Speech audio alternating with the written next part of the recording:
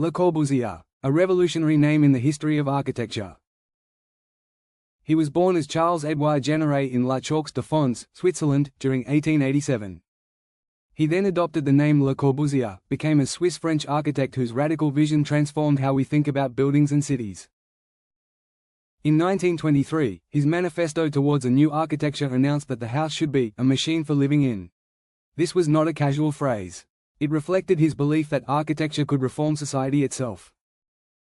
At the core of Le Corbusier's philosophy was the idea that design was a social project. He believed that standardization, rational planning, and proportion could create better conditions for human life. His system of measurement, the modular, was an attempt to link architecture directly to the human body, a universal scale for harmony. Architectural historian Kenneth Frampton, 2007, notes that this system represented both a search for scientific clarity and an artistic pursuit of proportion. But Le Corbusier also rejected historicism.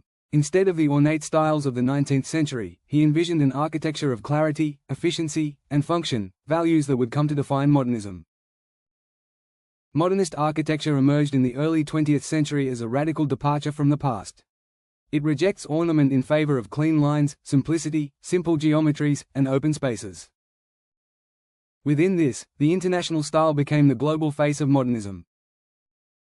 Buildings appeared as white, box-like forms, often suspended on pilotis, with smooth facades, strip windows, and open plans.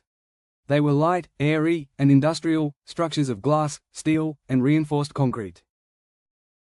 As historian William J. R. Curtis, 1996, argues, this style symbolized a new faith in technology and universality. Yet it also raised questions about whether such abstraction could respond to local culture and lived human experience.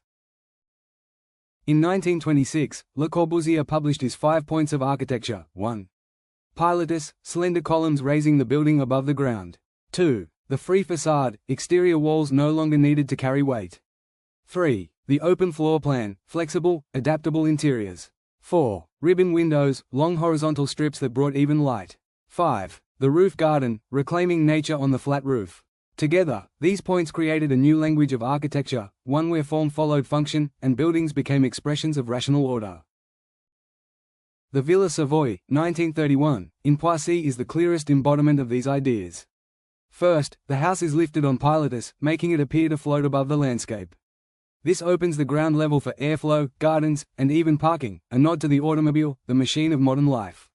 Inside, the open plan unfolds. With columns carrying the structure, walls could be placed freely, allowing flexible, flowing spaces. The house is less a series of rooms and more a continuous experience of movement and light. The ribbon windows stretch across the facades, admitting even daylight and panoramic views of the surrounding fields. Unlike traditional punched windows, they create a horizontal rhythm, reinforcing the building's machine-like clarity. Above, the roof garden replaces the green space occupied by the building. This was not decoration, but a functional and symbolic reclaiming of nature. It provided leisure space while also cooling the building.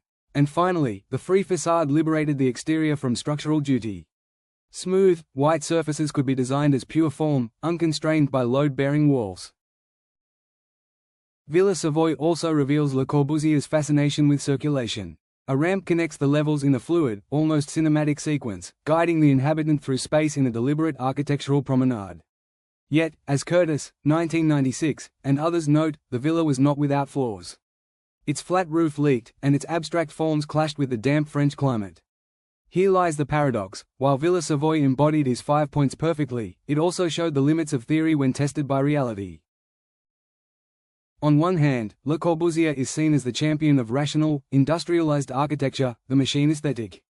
His projects, like the Unite de Habitation in Marseille, sought to reorganize housing and create efficient, collective living.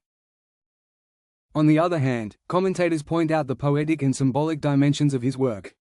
Spaces like the chapel at Ronchamp demonstrate an emotional, spiritual sensibility that contradicts the stereotype of cold rationalism. Frampton, 2007, describes this as Le Corbusier's duality, a tension between rational efficiency and artistic poetry. It is this duality, the coexistence of machine and metaphor, that makes his architecture so significant. Yet his vision was not always adaptable. His large-scale urban plans, like the Radiant City, were criticized for ignoring human scale and social complexity. His insistence on universality sometimes clashed with cultural and contextual needs. For Le Corbusier, architecture was never just about form. It was a tool for living, a social project, and a vision for the future. The house, as he declared, was a machine for living. The 5 points gave him a framework to reinvent housing, circulation, and structure. His works like Villa Savoye stand as monuments to his ambition, both brilliant and flawed. As Curtis and Frampton remind us, his meaning of architecture lay in a dual pursuit, the rational and the poetic, the universal and the personal. It is this tension that ensures his legacy endures.